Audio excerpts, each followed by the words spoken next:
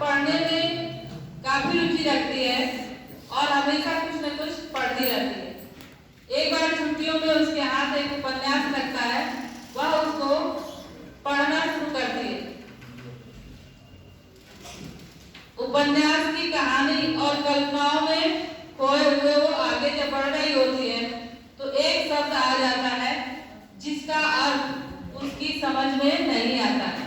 समझ के साथ पढ़ना, यानी कि जब उसको समझ में नहीं आता है तो वो कहानी को आगे समझ नहीं पाएगी, इसलिए उसने जो है पढ़ना रोक दिया और वो अपने मासी के पास गई और चंद्रिका ने बोला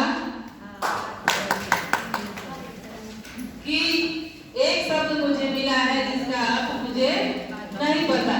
तो उसकी मासी ने कहा कि मैं इसका अर्थ खोज कर तुमको बताऊंगी, लेकिन अभी हमारे पास समय की कमी है, और वो चली जाती। चंद्रिका काफी परेशान होती है और बैठी रहती है कमरे में, तो उसे एक छाया दिखाई देती है, लेकिन वह डरती नहीं है। छाया धीरे धीरे स्पष्ट होती है और वो देखती है कि अरे ये तो परी है। वह परी उसके पास आती है तो चंद्रिका कहती है कि आप कौन हैं और कहां से आई हैं?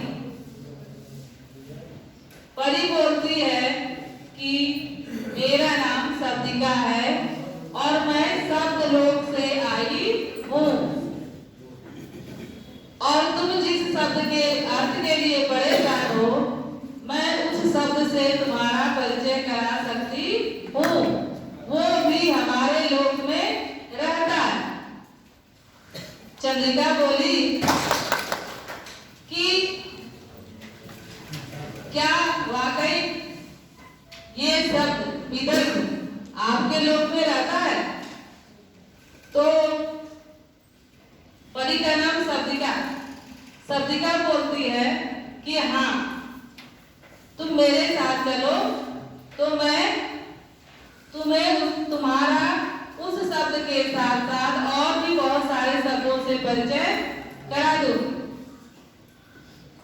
तो चंद्रिका बोली कि मेरे तो पंख नहीं है, मैं कैसे जाऊंगी? शब्दिका ने कहा कि मैं फूलों का रथ लेकर आई हूँ, तुम उसी में बैठकर चलना। चंद्रिका बोली बहुत अच्छा, और दोनों चलती सप्तलोक की सैर करने। सप्तलोक में पहुंचती है जब चंद्रिका तो सप्तपरी से पूछती है कि यहाँ तो शब्दों के घर बने हुए हैं। तो सप्तपरी बोलती है कि हाँ, यहाँ पर सभी शब्दों के घर बने हुए हैं, सारे शब्द अपने नियम से हैं और उसी नियम से बंधे हुए हैं और काफी अच्छे से अपने नियम को मानते हैं। इनके में कभी झगड़ा नहीं होता। कभी कभी यहाँ पर नए शब्दों को रखना होता है तो जिन दो शब्दों के बीच में उनकी जगह पड़ती है, वहां पर ये दोनों खिसक कर उसको जगह दे देते हैं। तो चंद्रिका बोली बहुत अच्छा, और वो आगे बढ़ने लगी तो उसने देखा सबसे पहले अंग, उसके बाद यानी कि अनुस्वार और अनुनासिक, इसके बाद आ, ई, उ, ए, ऐ, ओ, औ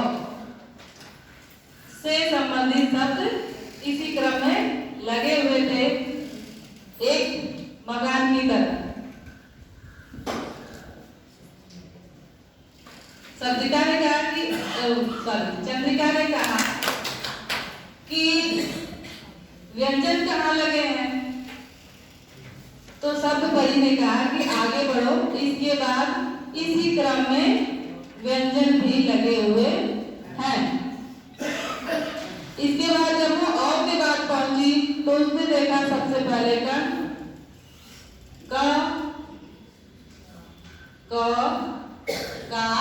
की, इस तरह से करते हुए क तक जब वो पहुंची तो उसने कहा कि क से जुड़े हुए शब्दों वाले घर कहाँ हैं।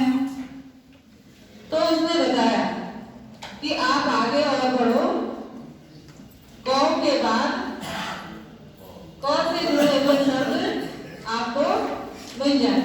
इसके बाद जब वो आगे बढ़ी तो उसने देखा क से जुड़े हुए शब्द थे और वहीं पर आपका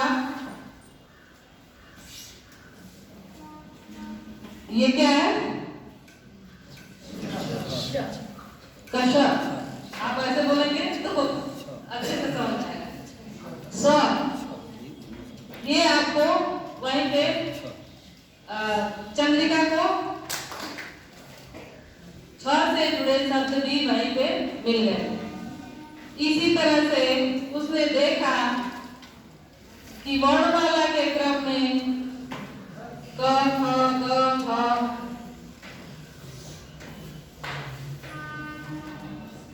इसी प्रकार लगे हुए थे, और जो संयुक्त अक्षर है यानी कि जैसे ज है वो ज यानी कि जो के बाद जुड़े हुए शब्दों में आगे लगा हुआ था, और श्र के साथ लगा हुआ था, त्र जो है त के साथ लगा हुआ था। इन सारे शब्दों को देखते हुए वो जिस शब्द को खोजने पहुंची थी उसके पास पहुंची। उस शब्द का क्या नाम था, विदग्ध। जब वो वहां पे पहुंची तो उसने देखा उसके कई अर्थ थे वहां पे, जिसमें एक सामान्य अर्थ था। कोई बताएगा इसका विदग्ध का क्या होता है?